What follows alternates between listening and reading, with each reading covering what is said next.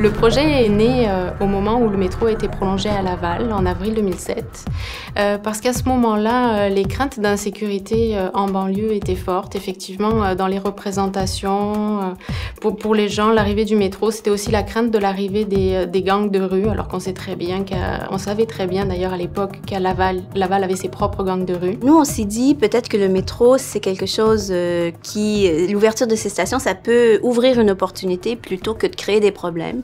Donc, on a décidé de se focaliser sur les pratiques de mobilité des jeunes de Montréal, particulièrement dans le quartier Saint-Michel, et de Laval, autour des stations de métro. En général, on considère qu'un jeune qui regroupe un certain nombre de facteurs de protection est en général moins enclin à s'adonner à des activités criminelles. Mais la question de la mobilité, nous, on l'avait vraiment jamais abordée, et c'est dans ce sens-là que la recherche sur laquelle on a collaboré avec Julie-Anne Boudreau nous a permis en fait d'ouvrir une nouvelle piste qui était celle du développement de compétences à travers la mobilité. On s'est intéressé à la mobilité des jeunes principalement parce que ce sont eux qui ont une mobilité qui peut être plus limitée. Ce sont eux finalement qu'on suspecte de pouvoir intégrer les gangs de rue au moment où le métro arrive à Laval. Mais chaque personne à qui on a parlé, on a un peu refait son parcours, c'est-à-dire qu'on lui a attribué un degré de mobilité, si on peut dire, selon les distances qu'elle parcourt quotidiennement, cette personne. Est-ce qu'elle a déménagé souvent dans sa vie? Est-ce qu'elle a voyagé? Est-ce qu'elle a vécu une migration internationale, etc. Donc, avec plusieurs critères, on a attribué à chacune des personnes un degré de mobilité. On a aussi attribué à chacune des personnes un degré d'engagement politique. L'analyse des 3 sources de données que sont les récits, les questionnaires et puis les entrevues nous a permis de sortir un certain nombre de profils de mobilité, de représentation et d'insécurité chez les jeunes. Et c'est comme ça qu'on a pu arriver à la conclusion que plus le jeune a un niveau de mobilité élevé, plus il a tendance à s'engager socialement ou politiquement.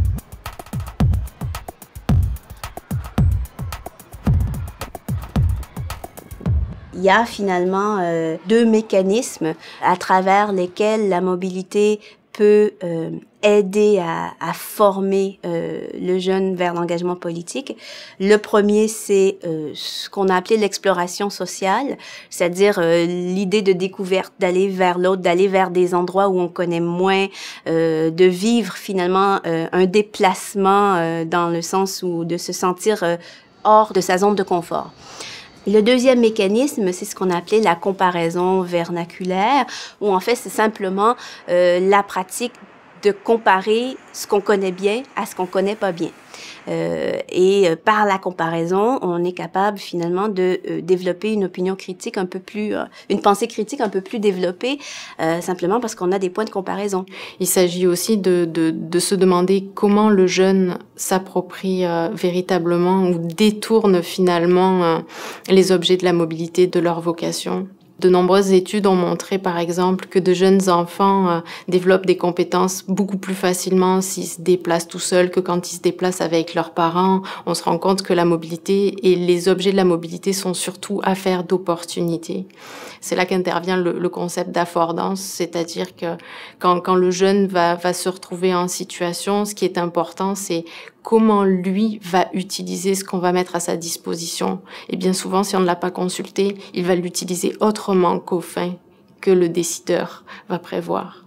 Donc, on considérait que les jeunes pouvaient développer non seulement des compétences sur le plan émotionnel, mais également sur le plan physique, de nouvelles expertises en matière d'identification des lieux, en matière de nouvelles expériences et même en matière de choc culturel pour des jeunes souvent qui vivent dans des quartiers enclavés et qui ne sont jamais vraiment allés voir un peu ce qu'était une banlieue, ce que pouvait faire un jeune de banlieue. On s'est rendu compte que plus les jeunes se déplaçaient, plus ils avaient ce qu'on pourrait appeler confiance en eux. Les discussions qu'on a eues avec Julie-Anne et l'orientation nouvelle qu'on a donnée à la recherche nous ont permis, nous, de mieux comprendre en fait cette réalité-là. Une étude comme la nôtre pourrait permettre à la ville de mieux comprendre les besoins des jeunes qui sont en difficulté, que bien souvent on essaie de canaliser. L'étude de leur mobilité nous permet de comprendre vraiment quels sont leurs réels besoins, puisqu'ils se déplacent essentiellement pour leurs loisirs.